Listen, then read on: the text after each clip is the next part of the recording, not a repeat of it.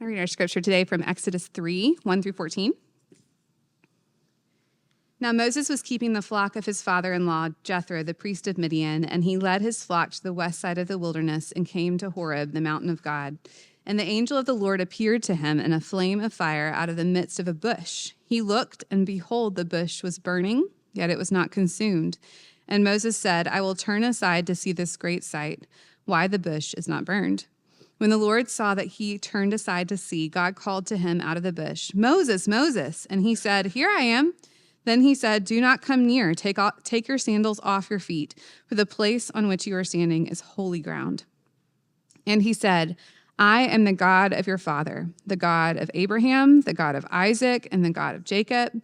And Moses hid his face, for he was afraid to look at God.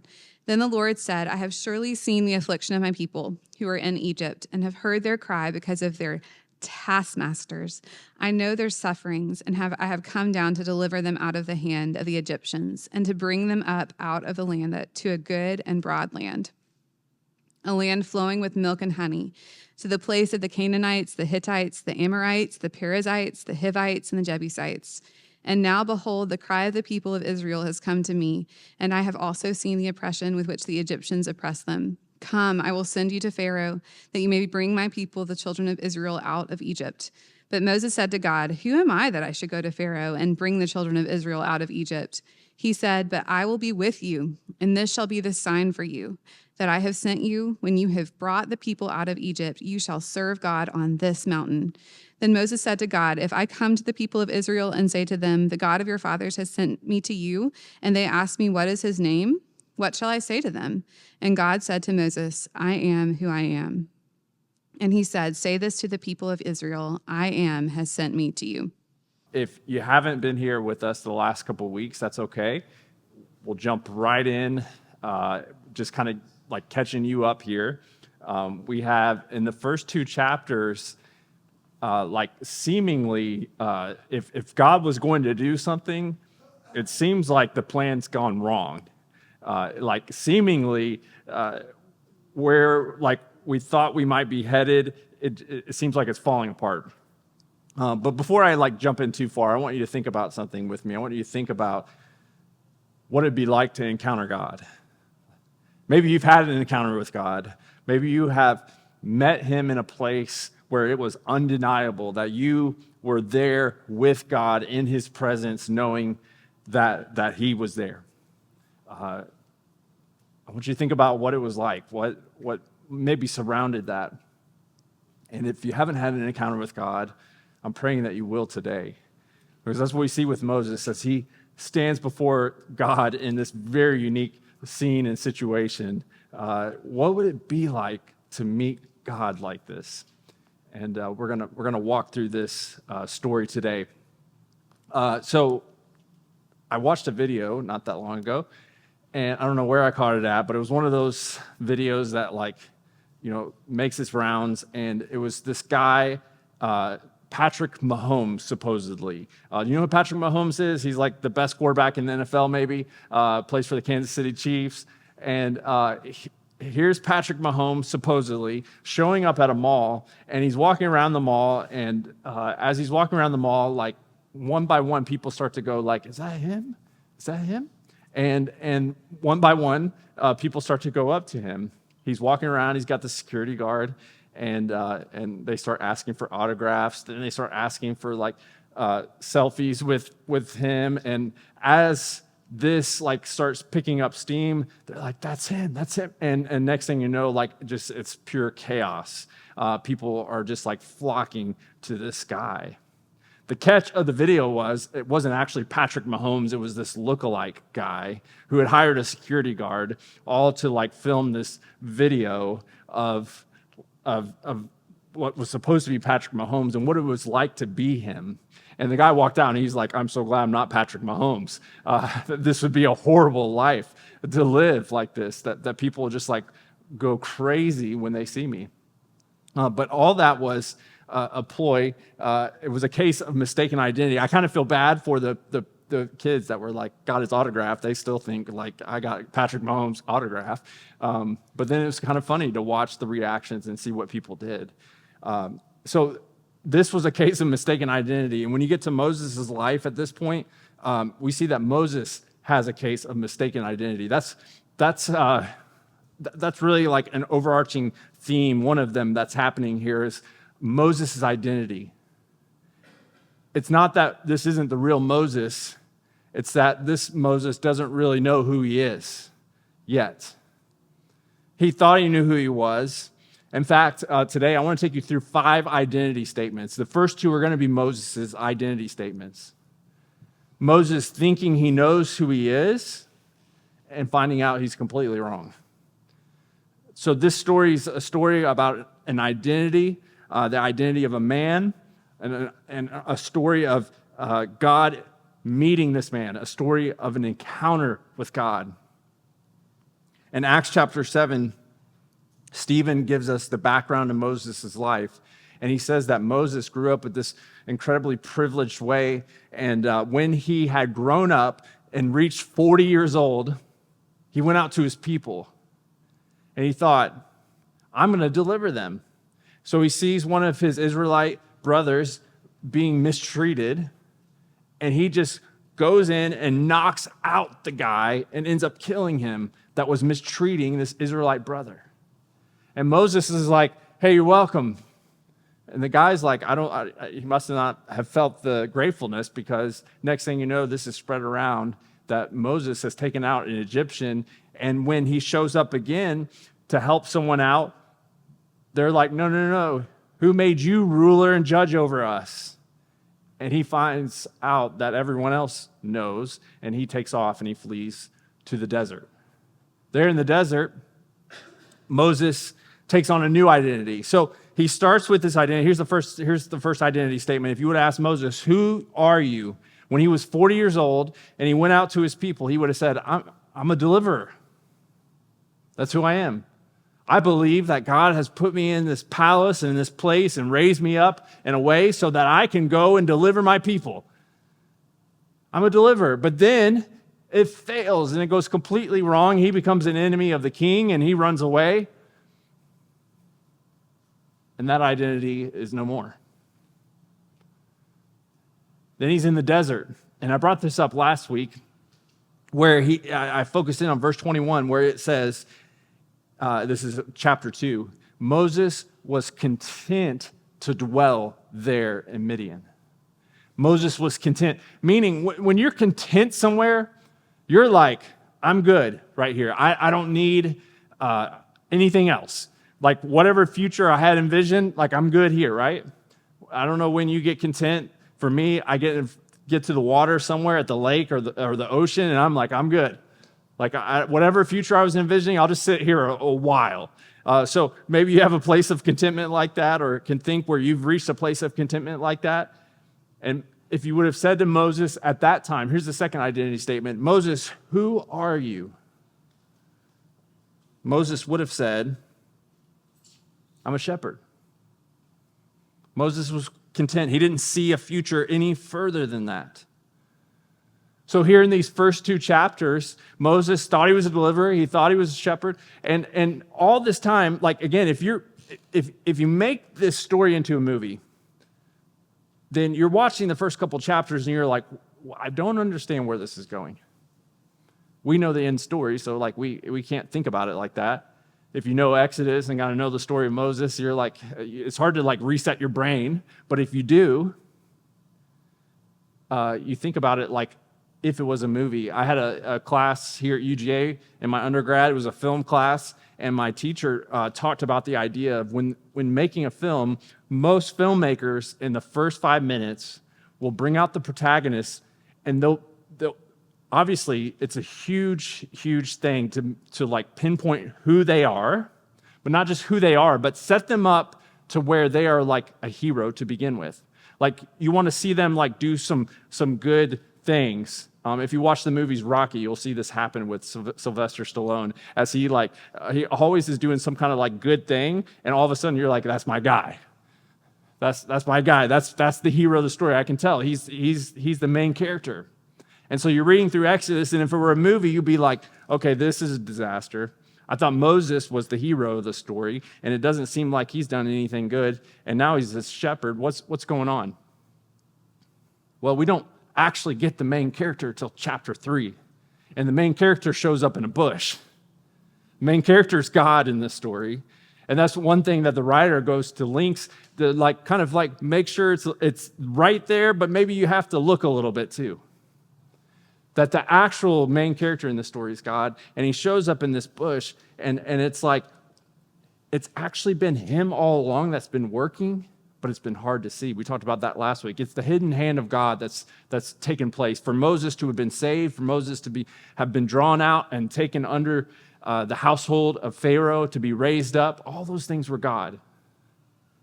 Moses doesn't know it yet. He hasn't put all these things together. So his first two identity statements, he's like, he's still at the shepherd place. That's me. But he's like, I'm not a deliverer anymore. I guess I'm just a shepherd.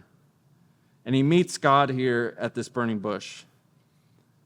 Some scholars believe that this is some type of desert thorn bush. You could go a long ways with that was common to the area, and it's on fire. And what makes it unique are a few things. As you look at the text there, what makes it unique is that as Moses goes by, he's like, wait a second, this thing's not burning up at all. What's that? And he turns and he looks, and then out of the bush, he sees an angel somehow, and somehow he's seeing an angel, but at the same time, this bush is calling out to him. I mean, this is pretty amazing. So, after 40 years thinking he would be a deliverer, and then 40 years thinking he was just a shepherd, here he is at this bush meeting a God who calls him by name and says, Moses, Moses, take off your shoes. You're on holy ground. This is how it works with God. We think like we're just like living our life, and everything's normal. And I think you could have done the same today. You could have shown up and you could have thought like it's another Sunday. I'm at church. I actually came to a service. That's good. And it's like God just shows up right there. He's got something for you. Like I've been praying as I've been preparing and saying, God, would you show up like right here? Maybe somebody walked in today and they weren't expecting it, and there you are. You're like getting their attention and speaking to them. God does that in my life. I know sometimes it's like when I get sick, that I don't know why. That's what I always think about, the times like I'll get sick and it's like God's like trying to get my attention about something. I'm sitting there throwing up and I'm like, okay, God, what do you want? You're trying to get my attention somehow. I feel like I'm going to die. What is it? And he says, Moses, Moses, take off your shoes. You're on holy ground.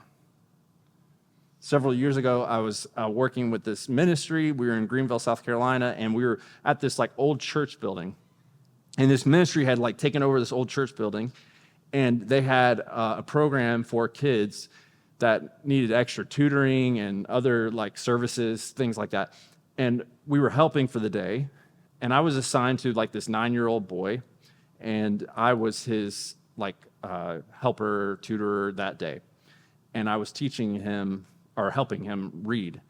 And so we were trying to find like a quiet place where he could go and we could work on his reading skills.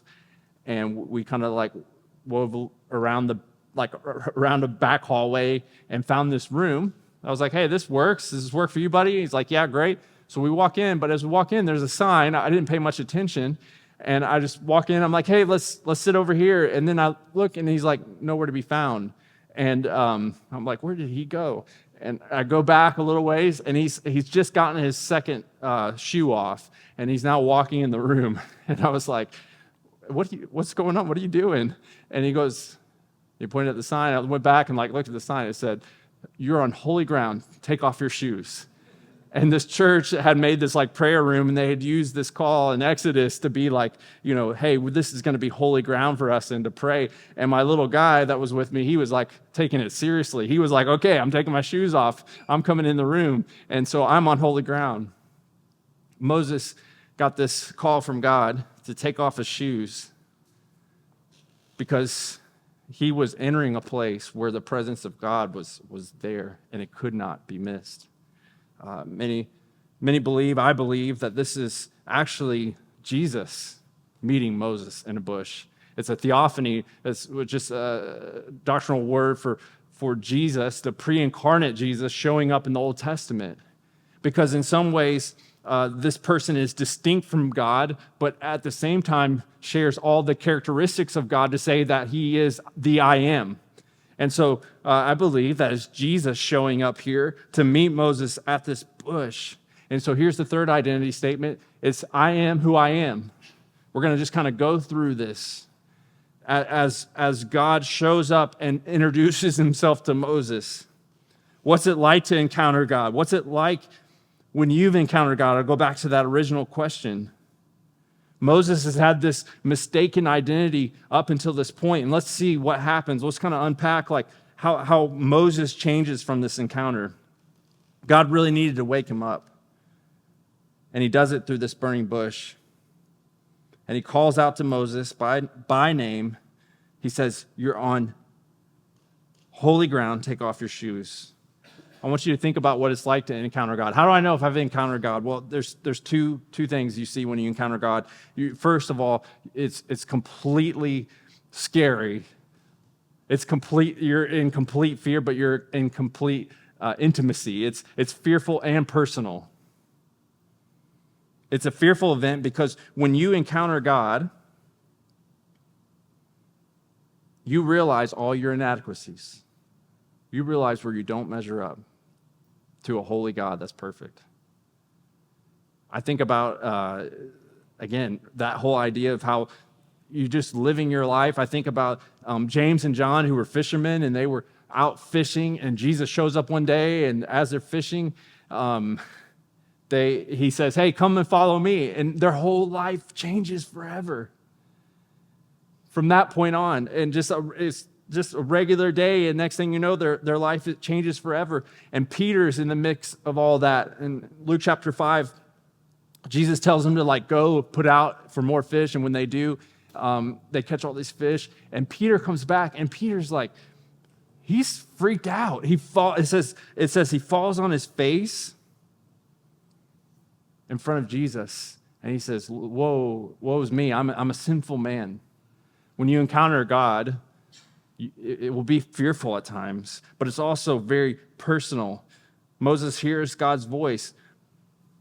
Don't take that for granted, to be able to hear God's voice. God is not silent. He calls Moses by name. By calling him by name, he's acknowledging all of Moses' story up until this point. You think about that. In Exodus 1 and 2, we really covered some of Moses' story about how as he grew up, he was named Moses because he was brought out of the water. And he was adopted into Pharaoh's household by Pharaoh's daughter. God is acknowledging all that story of his mom who's been faithful in his life and nursed him and then brought him back to the palace to be raised. God's acknowledging that with calling Moses by name and saying, "I want to meet with you right here, right now." This is what's so unique about God, that he's holy, he's set apart, but yet he's so personal. And he wants to reveal himself to you.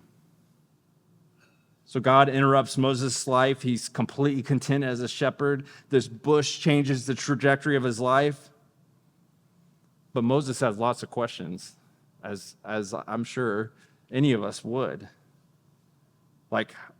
How and what? And when you think of computers, I don't know about you, but I think about two names. I think about Steve Jobs and Bill Gates.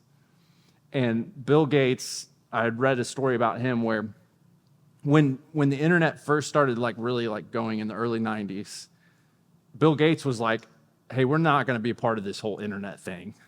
I don't know where this is." And there was a lot of people at that time. They're like, "Yeah, it's going to be a fad and gone." And it was so funny to look back at those views, right, of people not seeing the full effect of what the internet would be. And now you think Bill Gates, you think Microsoft, you think internet, all of that's connected. But early on, he didn't see it. Early on, he had lots of doubts. When you think about Moses and you think in your mind, this was a hero of the faith. This was a guy who had his act together. You don't think of Moses maybe in this circumstance where he's like, "Oh, God, I don't know if I'm your guy. I don't know if deliverer could still be my identity. In fact, in verse 13, Moses says to God, if I come to the people of Israel and say to them, the God of your fathers has sent me, and they ask me, what is his name? What shall I say to them? God said to Moses, I am who I am. And he said, say this to the people of Israel, I am has sent you. Now, what kind of name is that for God to say, I am who I am? In the Bible, names are very important to identity. You might think about Peter again, when Jesus, at one point in Peter's life, said, Peter, I'm going to give you a new name. He was Simon before. He says, your name is Peter now, because you're a rock. And on this rock, I'm going to build my church. That's your new identity, Peter. For our kids, Jennifer and I, that was something we took really seriously. When we were naming our kids, we didn't just think of a fad name or something like that, which, hey, if you do that, fine, whatever. But we were like, we're going to try to name our kids what we think their identity could be. And with each kid, we really prayed, God, what could their identity be? And we used names that fit where we believe God was leading us with each child. And so when God says, my name is I am who I am, it says everything about his identity. I am means divine sufficiency. Whatever circumstances arise, I am that to my people. I am means there's no end to God. You could say, when we say his name is I am, it means he is. It denotes both present and future. He's the Alpha and the Omega. He's never ending, and he's full of unsearchable riches. In some ways, when Moses says, who sent me, God had already answered it even before he said, I am. He said, I will be with you, Moses, and I am the father of Abraham, Isaac, and Jacob. That's who I am. And think about this, as God's giving him his identity, Moses is at the same time receiving his. I'm the God of your father, Abraham, Isaac, and Jacob. Moses, that's your people. You're out here in the desert away from your people who are still enslaved. And you still have that identity. And I'm going to use that. Moses, and God saying to him, I am who I am. And Moses, when you encounter the I am, everything changes. Two more identity statements. The second is what Moses will receive right here. He won't fully walk into it, but the number 4 is Moses now will understand himself to be a shepherd deliverer. Again, he's not going to fully walk into this identity yet, but with God, here's an incredible truth. He never wastes anything in our lives. He never wastes anything in our lives. What you think may be a huge hindrance or a huge problem right now, God can move into your greatest strength for his kingdom.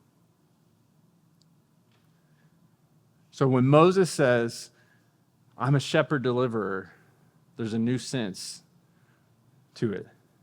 He's not just a deliverer. He's not just a shepherd. He's a shepherd deliverer. He's going to walk that out by delivering the people of God as a shepherd would. In Acts chapter 7, this is so cool. I think I put a slide up so you could see this.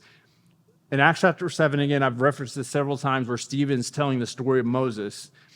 He succinctly puts it like this. This Moses, whom they rejected, saying, who made you a ruler and judge? Okay? So when Moses killed that Egyptian, and he came back later, and his brothers said, who made you a ruler and judge over us?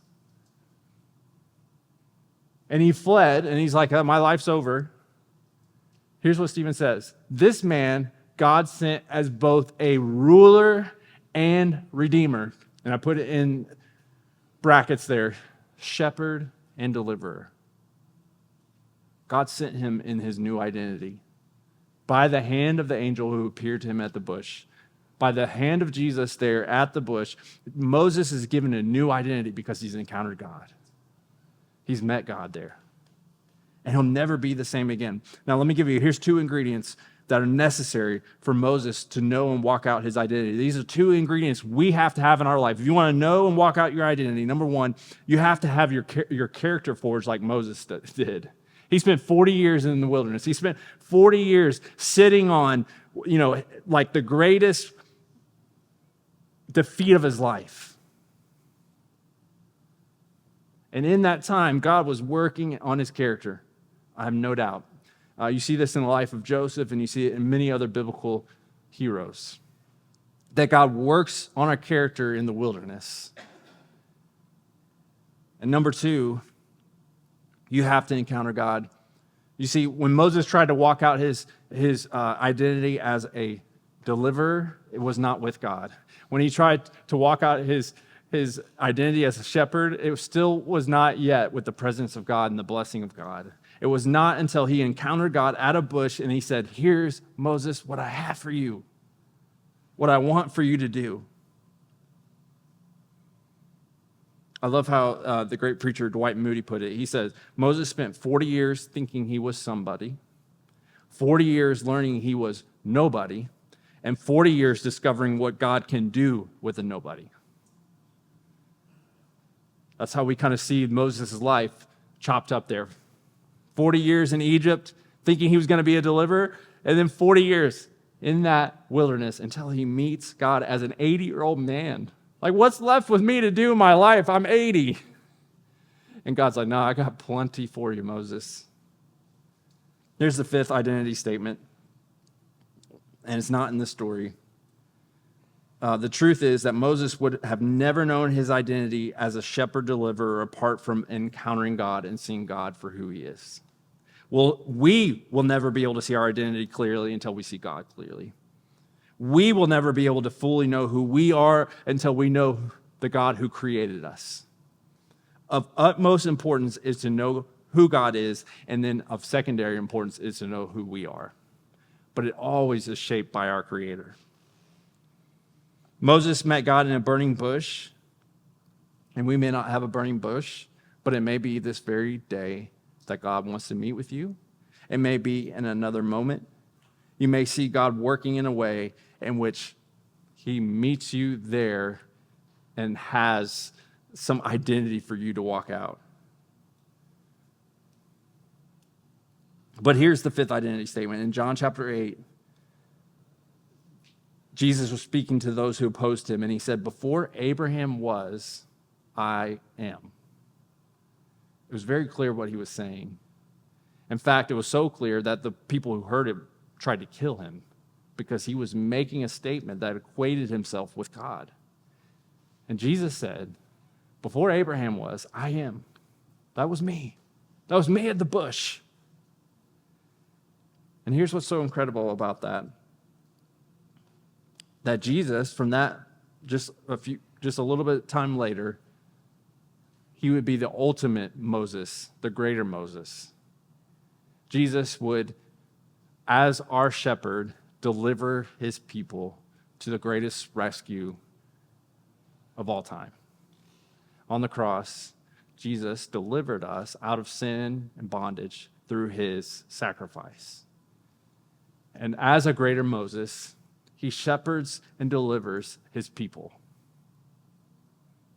You see, Moses just points us to the greater one. Jesus came as a greater Moses, as a better Moses, and Jesus is the ultimate shepherd deliverer. And so I point your eyes and your heart and your mind to Jesus. Just like Moses had to get there too. For us to know who we are, we must first know who he is. I'll just take a moment now. I want you to pray with me. Could God be meeting you right here, right now, even? And I hope so. I pray so. that God would be meeting you right here, right now, even. And he'd be calling you out.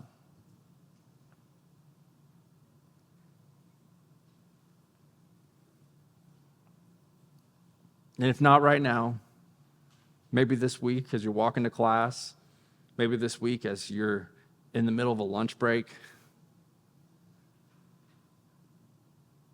somewhere in the most mundane area of life, and God will just interrupt you right there. Say, I've got something for you. Every day is not going to be a burning bush, but even this story brings us back to a God who's so great, who's so unique that he shows up in a burning bush. I'm praying right now that you would meet with God. I'm going to give you a moment just to meet with God right here, right now.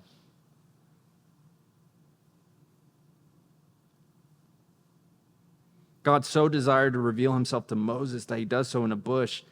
But even more than that, God so desired to reveal himself to us that he revealed himself in the person of Jesus. And he's revealed himself to you right now. If you've never known him, just call out to him. If you're not walking with him, call out to him. Lord, we just pray we would meet with you here as we kind of wrap up our service today, as we sing a song of worship to you. May this be holy ground right here, right now.